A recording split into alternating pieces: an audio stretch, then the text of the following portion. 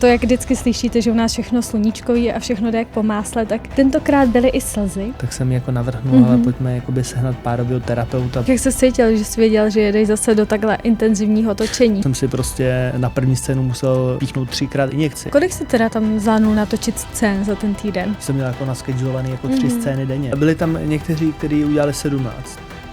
Jak se stalo, že se na collab tripu, kde by měli být samý muži, objevila žena? Vždycky, když byl collab trip, tak je týdenní, tak jsem 2 měsíce se z toho jako sbíral. Tak za kolik prodáváš takovou jednu scénu? Ahoj, vítejte už v 10. dílu podcastu Z 0 na 100. Já jsem Janča a tohle je můj přítel Dan, který se živí jako gay herec už posledních 9 let. Ahoj, lásko. Ahoj, lásko. A naše podcasty jsou přesně o tom, jaký je zákulisí tyhle práce a jak to vůbec může fungovat ve vztahu, kdy jeden právě dělá tuhle práci a druhý je úplně jakoby obyčejný člověk z normálního smrtelnického světa. A dnešní díl bude velice speciální v tom, že Dan se akorát vrátil z collab tripu, to je první věc, a pak druhá ještě hrozně speciální, ale lásko, můžeš nejdřív ve stručnosti říct, co je ten collab trip? Takže můžeme říct, to je takový organizovaný zájezd OnlyFans creatorů, kdy se vlastně dohodnou na jedno místo, tam se společně sejdou, jsou tam týden a vlastně vytvářejí spolu content tak, jak si oni sami jako zorganizují a naplánují. Takže natáčejí filmy pro dospělé. Takový tábor pro dospělý. Pracovní tábor. No a ta druhá velice speciální věc dneska je to, že se přihodilo na tom collab tripu, že tam neplánovaně byla i jedna OnlyFanserka a Dan měl možnost s ní něco natočit. Takže teďka poslední pár dnů to bylo velký téma v našem vztahu. Takže to, jak vždycky slyšíte, že u nás všechno sluníčkový a všechno jde jak po másle, tak tentokrát byly i slzy. Takže to si tady rozebereme, protože my už jsme říkali tady, že za tu dobu, což jsou 2 roky, co jsme spolu. Ještě to nejsou 2 roky, ale už se tam blížíme. Dan ještě se ženou vůbec netočil. Až doteď. Ani se skoro na ní nepodíval. Takže žádné nedotkl, nic. Jsem byl tak věrný, jak nikdy v životě, lásko. Takže teď nastala velká událost v našem vztahu a museli jsme tady s tímhle dílovat, takže o tom si určitě povíme pak taky. To bude velký téma v tomhletom podcastu. Tak lásko, pojďme začít teda tím collab tripem. Pojďme si teda rozebrat, co to vůbec je, jak to vypadá. Tak už jsme si řekli vlastně, že to je organizovaný zájezd OnlyFans tvůrců. Takže my jsme se domluvili už asi snad půl roku dozadu, že chceme vytvořit nějaký takovýhle jakoby trip a bude se to jmenovat Twink House. Twink House. Lidi, víte, co to je twink? Já jsem to vůbec nevěděla. Gejové to určitě budou vědět, jo, ale... Tak twink je prostě takovej malej klučík, většinou botomík. Botomík znamená, že točí na spodu. Který má takový mladý jako vzhled, skoro až ilegální, bych řekl. Jo, takže takový ty, jakoby, můžu říct hubení gejové, jako můžeme říct. Ženštilí, jakoby, jo, tak tomu se říká twink. Takže jsme se také domluvili, no a pak společně všichni pracují na tom termínu, protože musíš jako zorganizovat 14 lidí dohromady. Takže 14 vás tam bylo, ale nebyli všichni twinkové. Ne? Když se jmenovalo Twink House. Většina z nich, takže my jsme to organizovali jako ty kluci, co jsou takový ty větší, co jsou jako na vrchu. A to vás bylo kolik? 3. To jsem byl já, Papi a Marko. A jelikož jsme zjistili, že ten typ contentu jako pro nás funguje asi nejvíc, tak jsme si takovýhle zájezd zorganizovali. Takže jsme vymýšleli místa, kam pojedeme. Jo, a teďka všichni chtěli na Malorku. Jo, v sezóně. Okay. To je sehnat barák pro 14 lidí na Malorce. No, zjistili jsme, že stojí třeba asi 360 000. Okay. A takovýhle content trip se dá zorganizovat, pokud vlastně na tom content tripu jsou hvězdy, jo, a ty lidi na to mají ty peníze. Jo. Okay. Protože je rozdíl dát za content trip třeba $1,500–2,000 anebo $500. Co to ubytování? Přesně, protože se na to všichni jako skládají.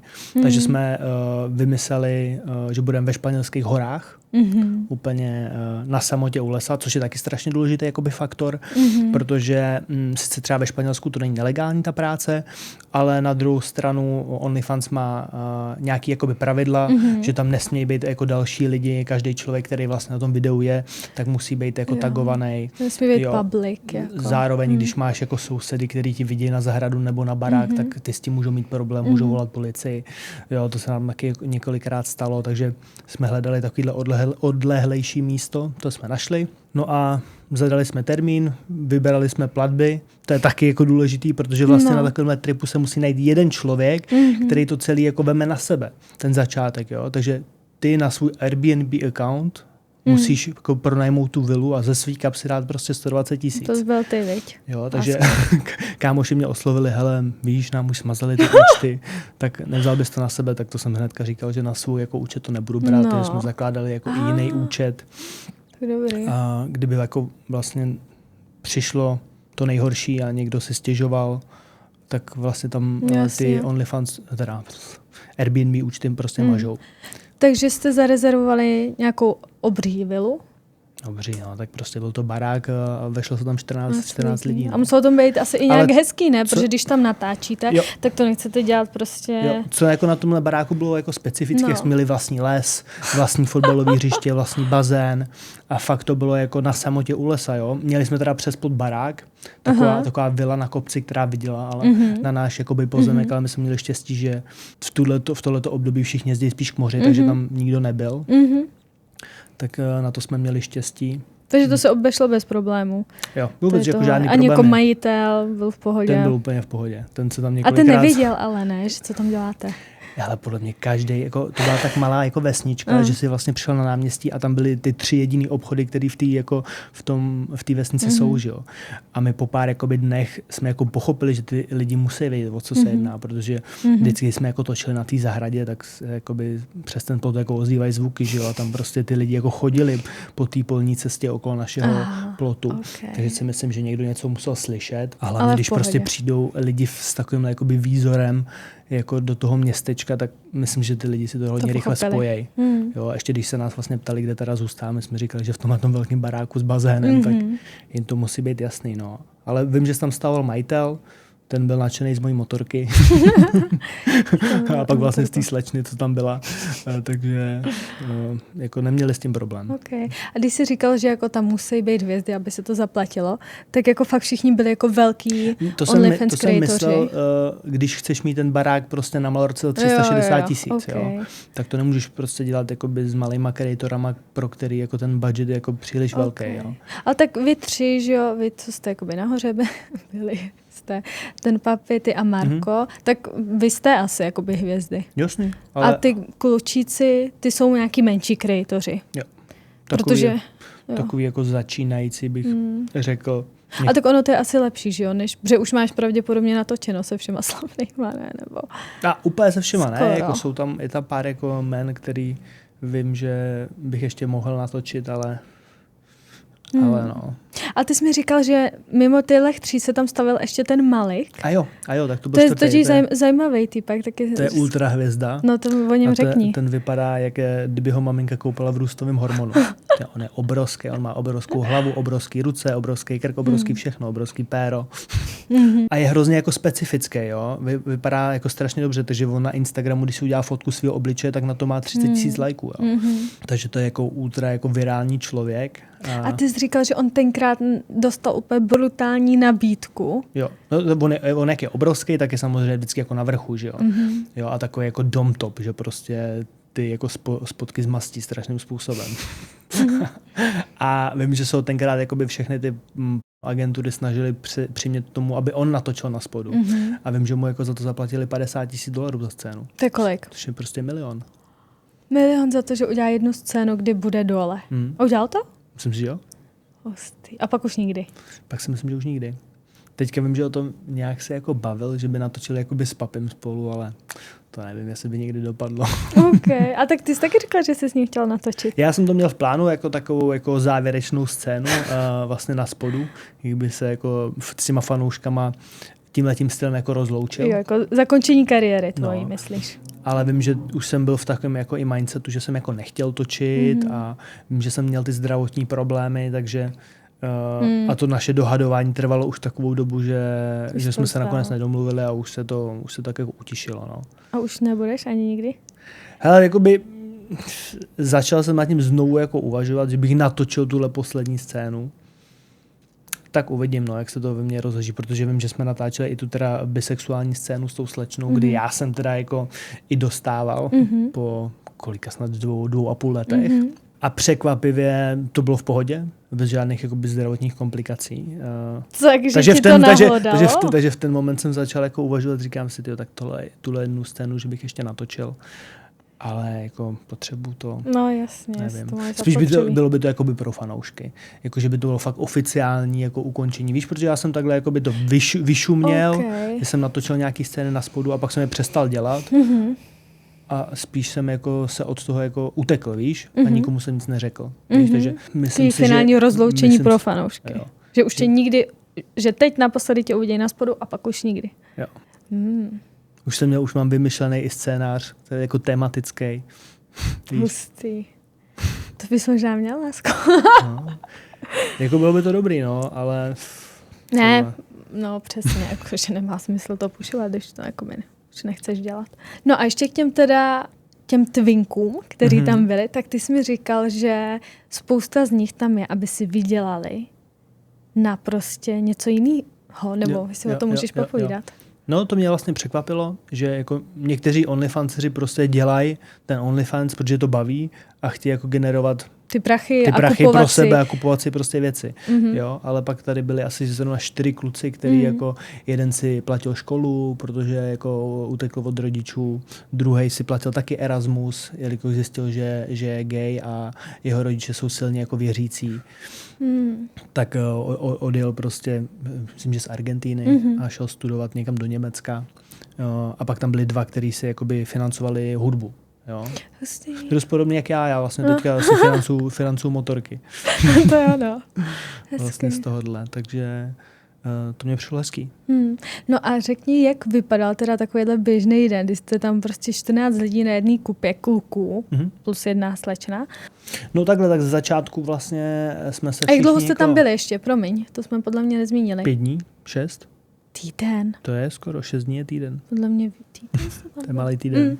Takže týden jste tam byli a... No takže z začátku jsme tam přijeli, tak jsem tam potkal s papem, že s Markem, tak si vykecáte díru do hlavy, protože se neviděli 2 roky. A pak vlastně jsme se teda sešli se všema, ale to takhle, měli jsme spolu jakoby si zorganizovat teda to točení, jo? To je na každém jakoby z nás, jo? Takže musíš obejít všechny ty kreatory, a zjistíš, kdo jaký den chce točit s tebou a nějak to jakoby celý se sumarizovat. No a tam vlastně velkou roli hrály testy. Testy pohlavních nemocí. Přesně tak, takže vlastně s každým, s kým chceš točit, tak já jsem šel za prvním klučinou, říkám, hele, natočíme. A on, jo, jasný. A já říkám, no a testy. A on, ale já žádný nemám. A říkám, co? Úplně jsem najednou zase jsem se vrátil do tady té reality. Úplně to dalo facku strašnou. Říkám, teď jsme tady jako na collab tripu a 14 jako, lidí. A chceme jako být vůči sobě nějak jako ohleduplný. No a tak on mi říkal, že teda byl na testování a že na tom testovacím místě jim nedávají výsledky, že jim jenom řeknou, jakoby seš dobrý nebo ne. Okay. Jo. A teďka já toho klučinu jakoby znám, už jsem s ním točil jako několikrát. Vím, že on prostě jako sexuální život nemá, kromě práci. Ale i tak prostě jako jsem to chtěl vidět, jo. No, jasně. Protože jsme spolu řešili, co jsme jako řešili a už jsem na tohle chtěl být jako velice opatrný. Takže vlastně to mě donutilo k tomu vlastně jít za tím papem a za tím Markem a říct, ale pojďme se tady všichni sejít a jakoby a říct k tomu jako něco. K těm testům. Takže jsme se teda sešli a jako nechtěli jsme na nikoho ukazovat jakoby prstem, jenom jsme teda zdůraznili, že to je jakoby důležitý a spíš jsme jakoby řekli, že až se bude plánovat příští jakoby trip, tak se prostě dá seznam jako pohlavních nemocí, na kterých budeš jako otestovaný, pošleš platbu a pak teprve jsi přijatý na ten jako trip. Jo. Takže vlastně pak už to bylo na každém z nás, že se vždycky před každým točení jako se podíváš, doma testy. No a takže s nějakýma lidma jsem točil s kondomem a s nějakýma bez kondomu. To jsem ráda, lásko. To je úplně rozumný. No a je taky teda, jak vypadal ten den? Jakože ráno jste si vstali a prostě točilo se od rána do večera? Tak to záleží, jak jsi to jakoby zorganizoval. Já jsem úplně jako z začátku toho tripu, jsem ti říkal ty podpůrné látky, které my vlastně používáme, tak já jsem zjistil, že tu lahvičku, kterou mám prostě v lednici rok, tak už mi prostě jako nefunguje. Jo, takže jsem si prostě na první scénu musel píchnout 3krát injekci. Jo.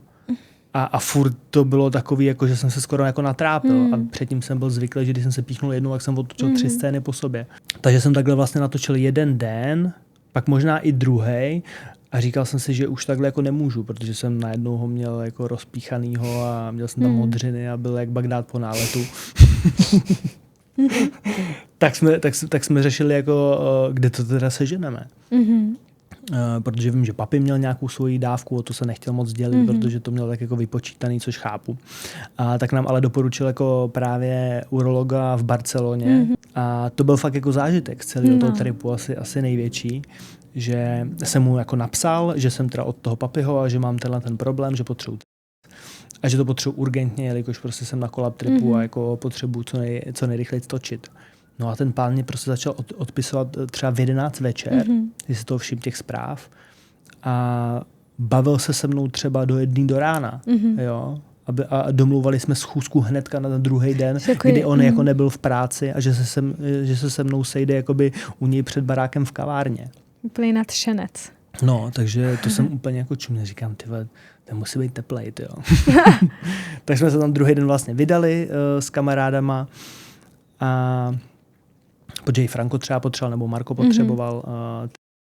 No a to byl takový starý dědeček, já nevím, kolik mohlo být, 70, prostě šedivej už, ale úplně zářil, prostě strašně byl nadšený, že může teda jako lidem pomáhat a vlastně vyprávěl, co všechno pro ty lidi dělá a koho všechno zná. Jo, tak nám prostě řekl, že zná, že za ním jezdí jako všechny ty jezdí jako z celého světa. No, já jsem koukala na jeho Instagramový profil a on tam má jenom fotky s takovýma samýma lidma, do kterých bys přesně řekl, že to jsou heraci. Jo. No, takže on je sám od sebe, že s náma si chce udělat fotku a že s náma bude jako kamarád. Hezky. A že takhle to vlastně jako vede ten biznis, jo? Že to nemá jako zákazníky, ale že se všema buduje přátelský vztah.